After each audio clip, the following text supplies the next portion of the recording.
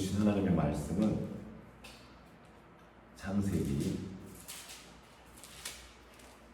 25장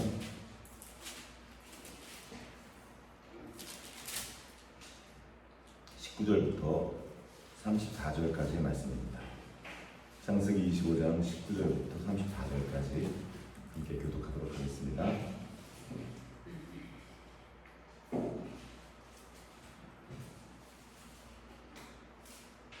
아브라함의 아들 이삭의 족보는 이러하니라.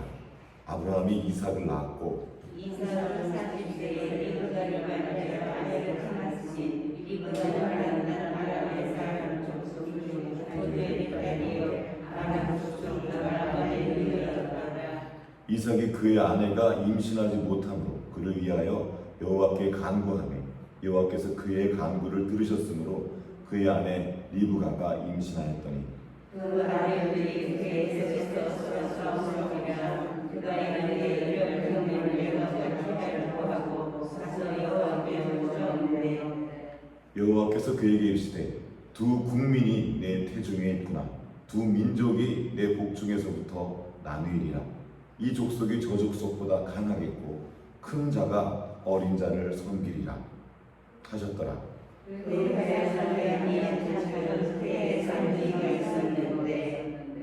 먼저 나온 자는 붉고 전신이 털옷 같아서 이름을 에서라 하였고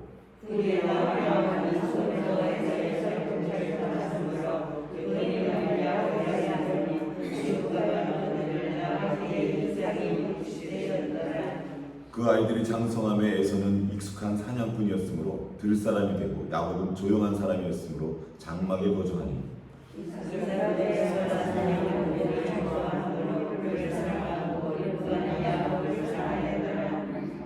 야곱이 죽을 수 없더니 에서가 들에서 돌아와서 심히 피곤하여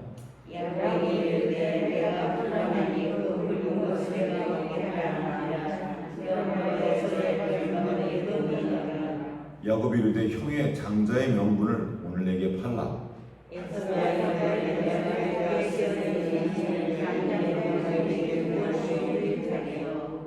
야곱이 이르되 오늘 내게 맹세하라.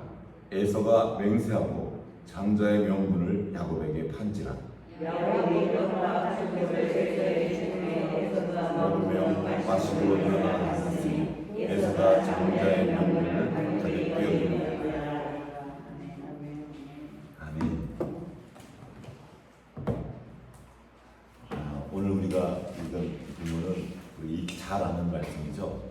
에서와 야곱가 어떻게 태어났고 에서가 어떻게 장자의 명분을 야곱에게 넘겨줬는지 쭉 그 이야기가 나와 있습니다. 오늘은 그 앞부분의 이야기를 조금 더 길게 하길 원합니다. 에서와 야곱이 어떻게 태어나게 됐고 하나님이 이들을 통해서 어떻게 당신의 경륜, 큰 섭리, 그 민족을 향한 나라를 향한 그 계획을 이루어 가시는지 그 이야기를 조금 더 깊이 나눠보도록 하겠습니다. 시작부터 두 형제의 출발은 심상치가 않았습니다. 일단 아브라함의 아들 이삭의 족보를 통해 시작을 하죠. 족보를 보면 쭉 길게 나와 있는데 여기는 지금 긴 이야기가 없고 아브라함과 이삭과 바로 그 아들들에 대한 얘기만 나와 있습니다.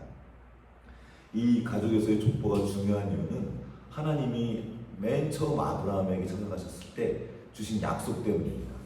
그 약속이 뭐냐면 내가 너를 복주겠고 복에 근원되게 여러 가지가 있었는데 그 중에 하나가 내가 너로 하여금 큰 민족을 이루겠다. 네 자손이 별처럼 많아지게 하겠다. 이게 처음 약속입니다. 그런데 아브라함에게 그 약속을 하시고 주신 것이 이 이삭 한 명이에요. 물론 에서도 있고 그 후에 다른 많은 아들들 낳긴 했지만 이 이삭을 얻기까지 굉장히 긴 시간이 걸렸습니다. 그리고 그 아들의 이야기가 이제 이삭에 나오는 거죠. 그리고 이삭도 이제 잘 성장을 하고 있는데 나이가 40세가 되어서야 결혼하게 됩니다. 그런데 이삭도 역시 결혼한 뒤에 아이가 없는 거예요. 자식이 없는 겁니다. 자, 리브가랑 결혼했습니다. 20절 한번 읽어보겠습니다. 시작.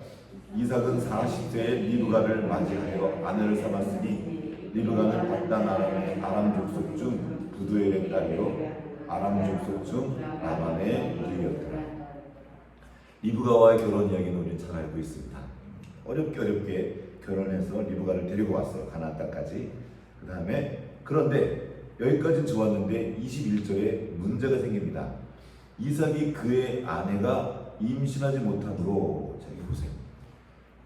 사실 그때 당시의 결혼은 정말 중요한 결혼의 목적 중에 하나가 자식을 얻는 것이었습니다. 그런데 오자마자 문제가 생기죠. 임신하지 못하는 겁니다. 지금까지 보통 성경에도 임신하지 못한 사람들의 얘기가 나오는데, 여자가 임신하지 못하면 주로 누가 기도를 했죠? 여러분 혹시 한나의 기도 기억하십니까? 한나가 임신하지 못하니까 남편이 기도합니까? 한나가 기도합니까? 한나가 기도해요. 많은 여인들이, 성경 속의 여인들이 임신하지 못하면 여인들이 기도를 합니다. 여기는 특이하게도 누가 기도를 하죠? 이삭이 그의 아내를 위해서 지금 기도한다. 이삭이 그의 아내가 임신하지 못함으로 그를 위하여 여호와께 간구하며 여호와께서 그의 간구를 들으셨습니다. 자, 지금 이삭은 아버지 아브라함을 보고 자라났습니다. 우리는 이삭에 대해서 약간 과소평가하기도 하는데 정말 놀라운 믿음의 사람입니다. 벌써 10대 뭐 지금 15, 17, 그 정도 나이로 우리가 추산하는데, 아브라함이 이삭을 모리아산으로 데려갔을 때의 나이가 그쯤 됐다고 추산합니다. 다시 말하면 이삭은 얼마든지 아브라함으로부터, 아버지로부터 도망갈 수 있는 힘이 있었습니다. 그런데 도망가지 않고 묶여서 제사를 번제로 제물로 드려집니다. 아브라함만 아들을 이삭으로 하나님께 드리려고 했던 것이 아니라 이삭 자신도 자기의 몸을 드린 거예요, 사실상. 굉장한 믿음의 소유자였습니다. 이삭은 아버지가 따랐던 하나님을 보았고, 이삭은 그래서 어려서부터 믿음이 좋았던 것 같아요. 근데 지금 이 이삭이 걱정스러운 거예요. 분명히 하나님이 약속을 주셨는데 아들이 없는 거예요. 그러나 이삭은 믿었죠. 하나님의 약속을 믿었고 그 믿음 때문에 기도합니다. 많은 사람들이 하나님의 약속이 이루어지지 않으면 불평하고, 뭐 약 주신다면 왜 안 주셔? 이렇게 말합니다. 아니에요. 하나님은 약속을 주시지만 혼자 일하지 않습니다. 우리로 기도하게 하시고 일하십니다. 함께 일하시기를 좋아하죠. 하나님의 약속을 주셨다는 것은 이제 우리로 기도하라고 말씀하시는 겁니다. 오늘 이삭이 이렇게 하나님께 구하기 시작합니다. 많은 사람들이 하나님의 약속을 받습니다. 그리고 그 약속을 잊어버려요. 그냥 지나가게 합니다. 약속을 주셨는데 뜻대로 되지 않으면, 그 말씀대로 되지 않으면 금방 불평하고, 하나님 뭐 안 주시나 보다, 이렇게 지나가요. 아닙니다. 약속이 있지만 그대로 되지 않을 때, 지체되는 것처럼 느껴질 때, 그것은 하나님의 사인입니다. 같이 가지 않으려 기도하라는 사인인 거죠. 우리가 이 아침에 나와 있는 이유이기도 합니다. 하나님은 우리로 기도하게 하시고 함께 가게 하십니다. 하나님이 일하시는 방법이에요. 간절함을 주시고 구하게 하시고 그리고 응답하여 주십니다. 우리가 요즘에 우리 아이들에게 많은 것을 줘요.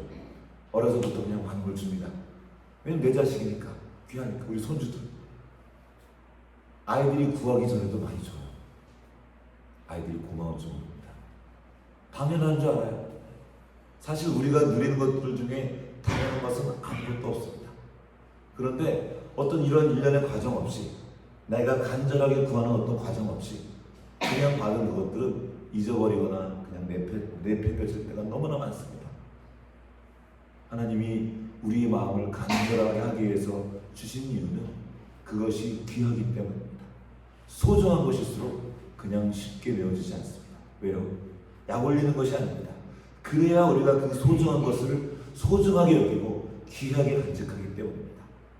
그런데 하나님이 그 약속을, 그 소중한 약속을 이루어 주시기 위해서 이삭의 기도를 사용하십니다. 자, 그렇게 해서 하나님이 기도를 응답을 해주셔서 임신을 하게 됐습니다. 그런데 여기가 끝이 아니에요. 임신한 후에도 문제가 생깁니다. 한번 읽어보겠습니다. 22절 말씀을 같이 읽어보겠습니다. 시작.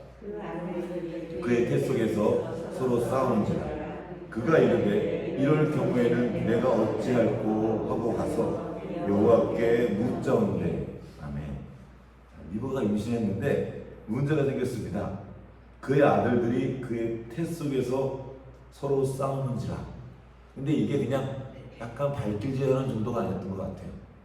이 리브가가 얼마나 힘들었는지 듣도 보지 못했던 그런 이 싸움의 변화가 일어난 겁니다.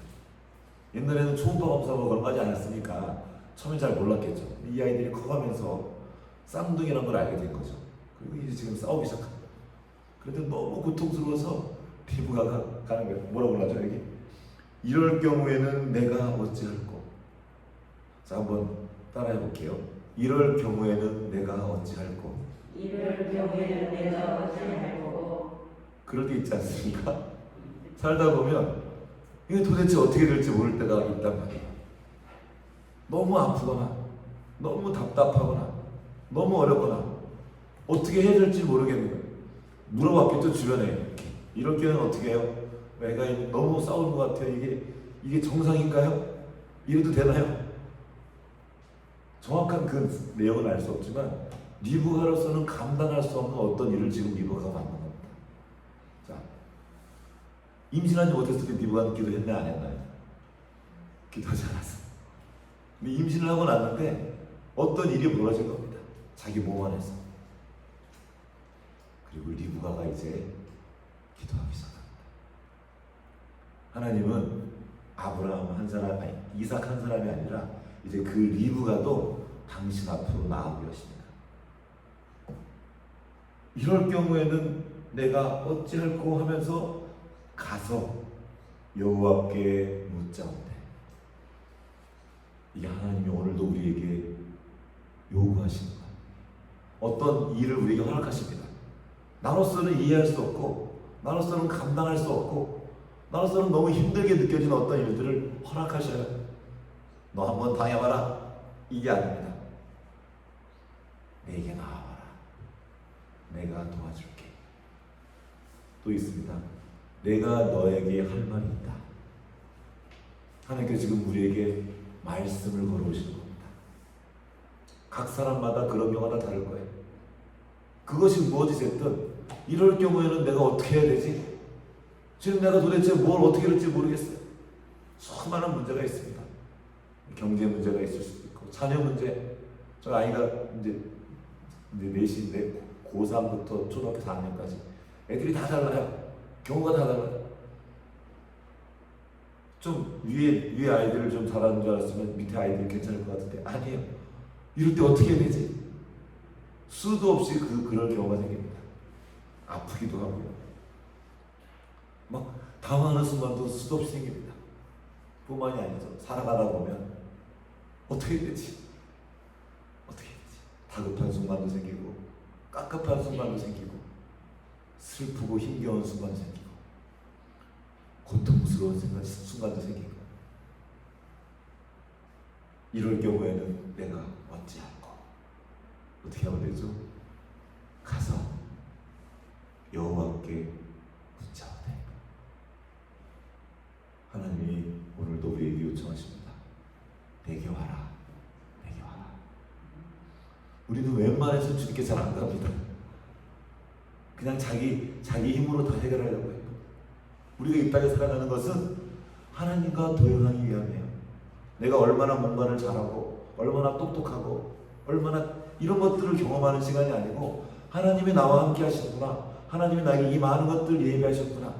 하나님과 동행하면서 그분이 내게 베푸신 것들을 발견하고 감사하는 것이 우리의 인생의 이야기입니다. 어려운 일도 마찬가지인 거죠. 하나님과 함께 풀어가야 되는데 우리는 자꾸 하나님을 뒤로 제쳐놓고 자기 혼자 다 해결하려고 합니다. 그럴 때 우리는 내가 어찌할 수 없는 일들을 만나곤 하죠. 그때 리브가는 주님께로 나아갔습니다. 그리고 그때 주님의 놀라운 말씀을 듣습니다. 하나님은 리브가까지 그 아내까지 기도의 자리로 이끌어 주셨고 그리고 리브가 안에 이 성경 전체를 흘러가게 하는 아주 큰 정말 중요한 메시지를 담아주십니다. 여자에게 담아주시는 거죠. 성경 속에서 아담과 하와 이렇게 남편과 아내 이렇게 양쪽이 같이 나아갈 때는 항상 큰 맥락을 가지고 있습니다. 이것이 바울을 통해 주죠. 남편과 아내에 대한 얘기를 하시면서 얘기했습니다. 이것이 예수 그리스도와 교회에 관한 얘기다 이렇게 설명을 해요. 고린도전서에서 이것은 예수 그리스도와 교회에 관한 예표입니다. 이 리브가 여성, 즉 교회에게 지금 이 말씀을 주시고 계신 거예요. 그 내용이 무엇입니까? 한번 읽어보겠습니다. 23절 다 같이 시작. 여호와께서 그에게 이르시되 두 국민이 내 태중에 있구나. 두 민족이 내 복중에서부터 나누이리라. 이 족속이 저 족속보다 강하겠고 큰 자가 어린 자를 섬기리라. 아멘. 여기 지금 나라에 대한 얘기를 하십니다. 이제 그냥 아이들 두명 나올 뿐인데 하나님은 지금 나라를 보게 하세요. 큰 두 민족을 보고 계십니다. 우리는 우리 아이들을 볼 때 이게 언제 사람 노릇할까? 이 정도로 봅니다. 그러나 하나님은 그 아이들 속에서 나라를 보고 계셔요. 민족을 보고 계십니다. 이게 하나님의 사이즈입니다. 하나님이 아브라함을 부르셨어요. 아브라함 한 사람을 부른 것이 아닙니다. 그때 이미 불렀을 그때 열방이 너로 인하여 복을 받을 것이다. 하나님은 처음부터 나라들을 보고 있었어요. 이 모든 열방을 이미 하나님을 보고 계십니다. 우리 나만 보고 있는 우리의 시각으로는 그 하나님의 뜻을 다 이해할 방법이 없습니다. 하나님의 그림은 크고 넓습니다. 우리는 그 너머의 것을 보고 계십니다. 리브가는 자신의 문제를 가지고 하나님께로 나아갔습니다. 너무 고통스러우니까 내가 어찌할 거? 그때 하나님은 나라에 관한 이야기를 하시는 거예요. 민족에 관한 하나님이 풀어가시는 그 거대한 역사들을 이제 여기에서 조금이지만 보여주는 거예요. 그리고 그것을 향한 하나님의 뜻, 하나님의 방법을 지금 보여주는 겁니다. 이 족속이 저 족속보다 강하겠고 어느 한쪽이 강하다는 겁니다. 아, 왜 이렇게 하실까? 하나님이 둘 다 똑같이 해주면 얼마나 좋을까? 근데 하나님이 어느 한쪽을 지금 강하게 하신다고 말씀하십니다. 조금 안 좋은 것 같은 느낌도 들어요. 왜 그렇게 하셨을까? 그리고 그러나 그 다음 절에 비밀이 담겨 있습니다. 큰 자가 어린 자를 섬기리라. 한번 따라해 볼까요? 큰 자가 어린 자를 섬기리라. 큰 자가 어린 자를 섬기리라. 아멘. 이게 성경을 통해서, 성경 전체를 통해서 우리에게 주시는 하나님의 놀라운 메시지입니다. 왠지 아십니까? 어찌 보면 당연한 거죠. 큰 자가 어린 자를 섬기는 거. 그러나 세상은 이것과 반대로 돌아갑니다. 약한 자가 큰 자를 섬기는 구조로 되어 있어요. 강한 자를 섬기는 거죠. 세상 사람들은 노력합니다. 큰 자가 되기 위해서, 강한 자가 되기 위해서, 센 자가 되기 위해서. 왜 노력하죠? 내 맘대로 하려고, 떵떵거리고 살아보려고. 이게 세상의 방식이에요. 왜 열심히 공부하죠? 높은 자리에 올라가서 남한테 기죽지 않고 살려고, 한번 잘 살아보려고. 그리고 힘센 자가 되면 그 힘을 가지고 뭘 합니까? 약한 걸 다 뺏어가요. 다 빨아먹습니다. 고대부터 지금까지 이 방식은 변하지 않습니다. 세상은 힘센 자가 약한 자를 잡아먹습니다. 이게 세상의 방식입니다. 하나님이 이걸 뒤집어 버립니다. 큰 자가 큰 자 된 것은, 너에게 내게 힘을 준 것은 너보다 약한 자를 섬겨라, 이런 목적을 가지고 주신 겁니다. 사자가 어린 양을 잡아먹는 것이 세상의 원리라고 하죠. 하나님은 그것을 뒤바꿔 버립니다. 사자와 어린 양이 같이 뛰는다. 이것이 하나님의 나라입니다. 하나님의 나라는 큰 자가 어린 자를 섬기는 나라입니다. 강한 자가 약한 자를 섬기고, 가진 자가 못 가진 자를 도와주고, 이걸 공평케 하시는 거예요. 이것이 하나님 나라의 비밀. 지금도 세상 나라는 더 커지기 위해서, 힘을 갖기 위해서 싸웁니다. 일단 힘을 가지면 자기보다 약한 모든 사람을 자기에게 굴복시키고 자기의 시중을 들게 합니다. 떵떵거리고 편안하게 하려고 하는 거죠. 하나님 나라는 그래서 전복입니다. 일종의 바꿔버립니다. 우리 아이들에게 왜 공부시킵니까?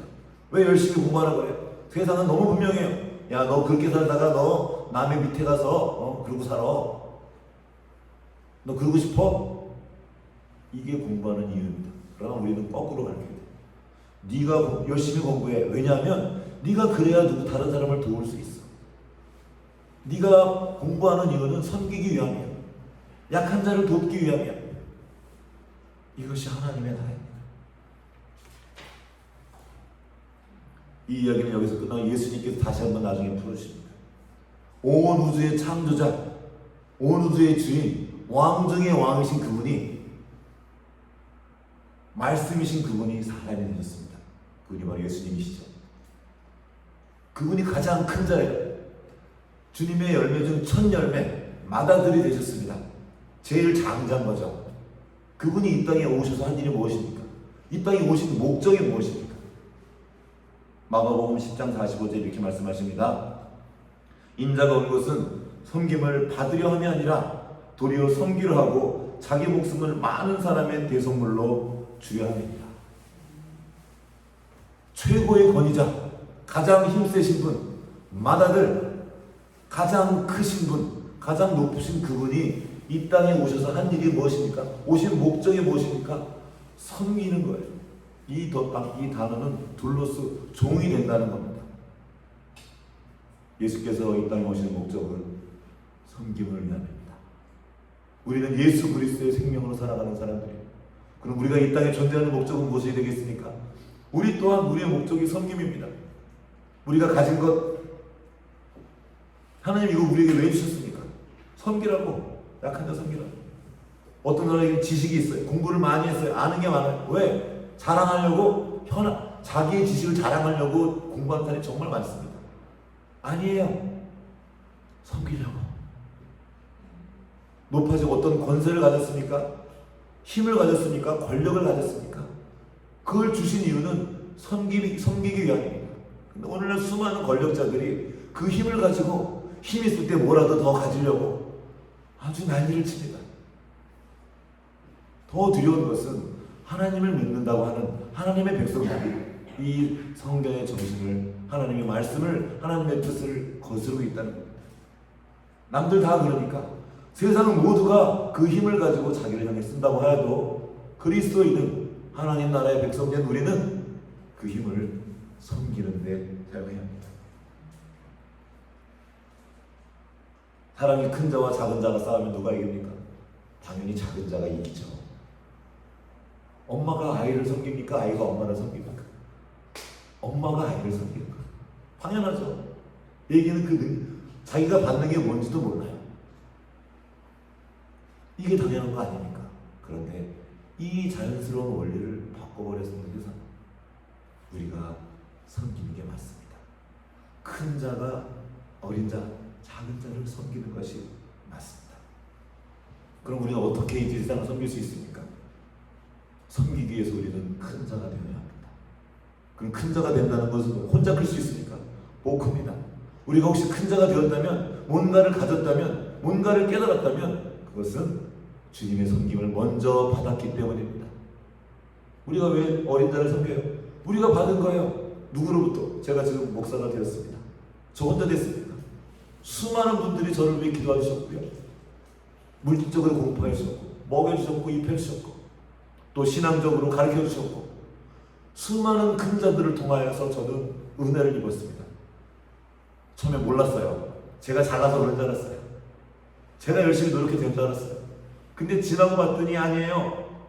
얼마나 많은 분들이 저 때문에 눈물 흘리고 참아주시고 기다려주시고, 이게 언제 사람 되나? 언제 그걸 제가 알았냐면 어린 자를 섬기면서. 얘는 제가 아무리 많은 걸 줘도 몰라요. 지가 잘난 줄 알아요. 그냥 때만 부리고 어떻게 해야 돼요? 말해도 모르고. 그때 섬기는 거예요. 섬기면서 안 돼요. 그런 말이 있죠. 엄마가 어떻게 엄마의 마음을 알아요? 자기도 자기 같은 자식, 자기 같은 딸 낳고 자기 같은 자식 낳아서 키우면서 그 마음을 알아가는 거죠.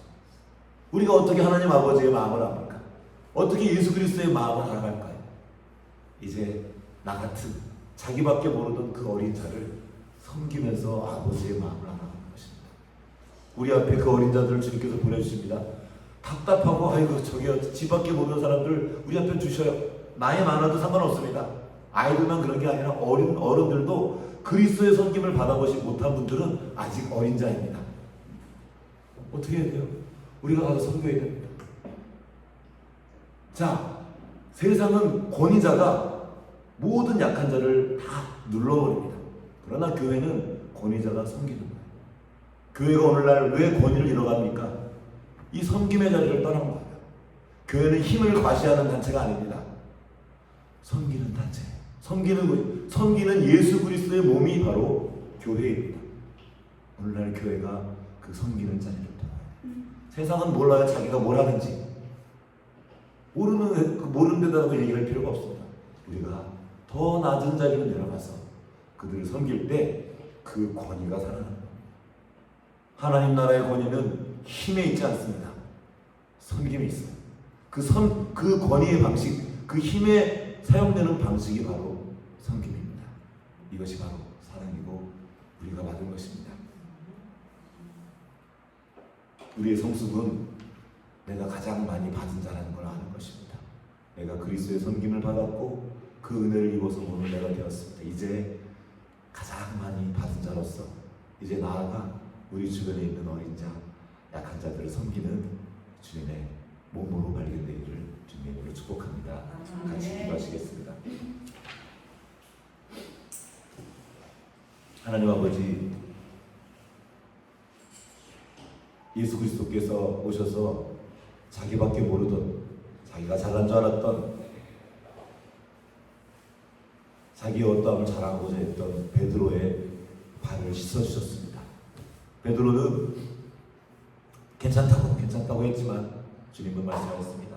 내가 너의 발을 씻어야 우리가 관계가 있다.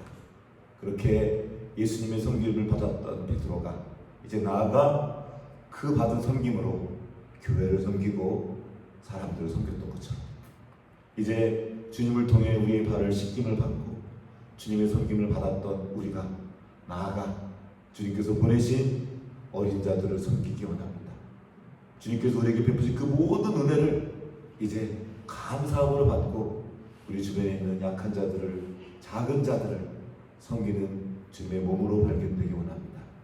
우리 모두에게 은혜 베풀어 주시옵시고 그 섬김의 기쁨을, 그 놀라운 복을 풍성히 누릴 수 있도록 은혜 베풀어 주시옵소서. 오늘 하루도 주님과 함께 동행하며 섬기는 하루 될 수 있도록 역사하여 주시옵소서. 감사드리옵고 우리를 구원하신 예수님 이름으로 기도합니다.